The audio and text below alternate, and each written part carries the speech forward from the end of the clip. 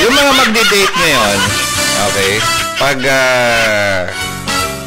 ngayong Valentine's Day, pag namuo yan,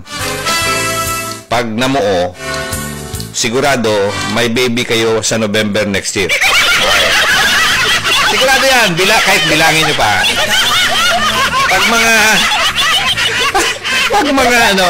Pag mga pinanganak ng November, okay, Valentine's Day babies yan. Hindi ko na-realize yun. Maniwala kayo sa akin. Kasi ako, dalawa ang anak ko na Valentine's baby. Dalawa.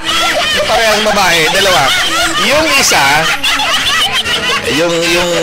yung panganay, second born ko dun sa November 25. Tama lang kasi first baby niya yun. Medyo may delay, di ba? Delay yun. November 25. Akala ko hindi na. Meron pa akong isa na. Yung bunso ko, pinanganak naman November 3. Yung pinakabunso ko.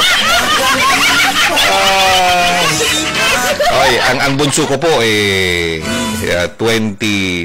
years old naman, 20. Okay, so wala na naman po akong balak.